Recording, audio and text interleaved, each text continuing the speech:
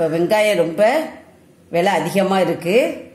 அதனால நமக்கு வெங்காயம் இல்லாமல் எப்படி ஒரு சட்னி செய்யலான்னு பார்க்கலாம். வெங்காயத்துக்கு பதில் நம்ம அந்த முட்டைக்கோஸ் அதை சேர்த்து நம்ம செய்யலாம். ரொம்ப டேஸ்ட்டு நல்லா இருக்கும். அதுக்கு நான் பார்த்துக்காங்க என்னெல்லாம் எடுத்திருக்கேன்ட்டு. முட்டைக்கோஸ் கொஞ்சம் நறுக்கி வச்சிருக்கேன். தக்காளி ஒரு தக்காளி, கொஞ்சம் ஒரு டேபிள் ஸ்பூன் உளுந்தம்பருப்பு, கொஞ்சம் புளி, 2 பச்சை மிளகாய், 2 வரமிளகாய், ஒரு சின்ன துண்டு இஞ்சி, ஒரு பல்லு பூண்டு, கொஞ்சம் கொத்தமல்லி, தாளிக்கிறதுக்கு கடுகு, உளுந்தம்பருப்பு, கொஞ்சம் ஜீரகம், கருவேப்பிலை, வரமிளகாய், கொஞ்சம் காயப்பொடி. இப்போ எப்படி செய்யலான்னு பார்க்கலாம். ஒரு பாத்திரம் வச்சிருக்கேன். இப்போ அது நல்லா காய்ச்சிருச்சு. இப்போ நம்ம எண்ணெய் விட்டுக்கலாம். கொஞ்சம் உளுந்தம்பருப்பு கொஞ்சம் நம்ம வறுத்துக்கலாம்.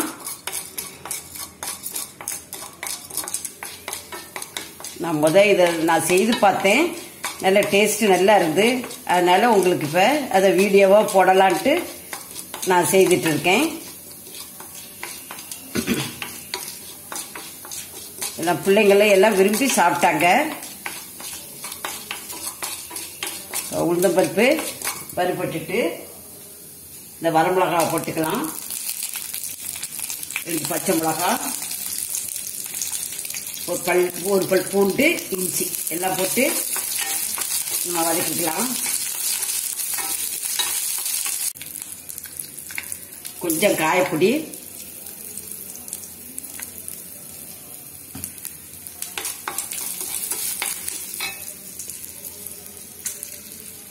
இந்த முட்டைக்கோசை போட்டுக்கலாம்.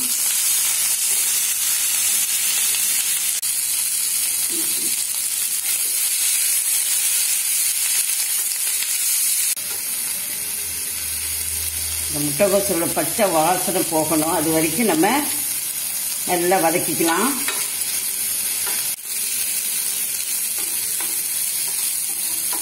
இந்த முட்டைக்கோஸ் நல்லா வதங்கிடுச்சு. நம்ம தக்காளியை போட்டுக்கலாம். இந்த புளியும் சேர்த்து போட்டு நல்லா வதக்கிடலாம். தேவையான அளவு நான் உப்பும் போடுவேன். போட்டு எல்லாத்தையும் சேர்த்து நல்லா இந்த தக்காளி வதங்குறத மட்டும் நல்லா வதக்கி எடுத்துக்கலாம். கொத்தமல்லி கீரை போடுறேன்.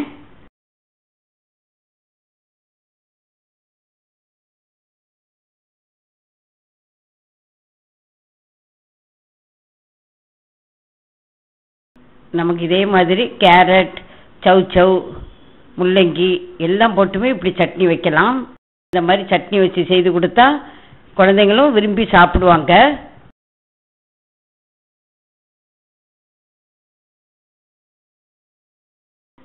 நல்லா வதங்கிருச்சு. ஆறின பிறகு நம்ம ஒரு ஜாரில் போட்டு அரைச்சிக்கலாம். இப்போ நல்லா ஆறிடுச்சு.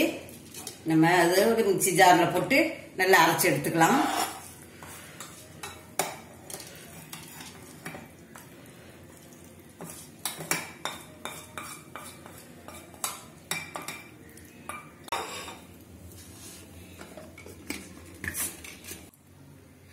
இப்போ நல்லா அரைச்சிட்டு வந்துட்டேன். இப்போ இதை நம்ம தாளிச்சு எடுத்துக்கலாம்.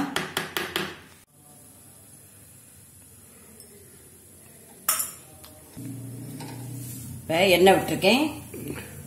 நம்ம தாளிச்சுக்கலாம். கடுகு, உளுந்தம்பருப்பு, கொஞ்சம் ஜீரகம், ஒரு வரமிளகாய், கருவேப்பிலை.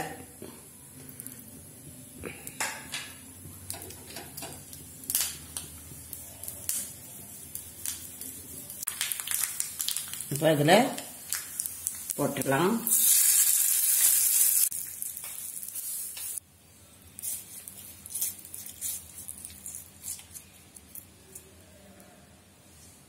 இப்போ கோஸ் சட்னி ரெடி ஆயிடுச்சு.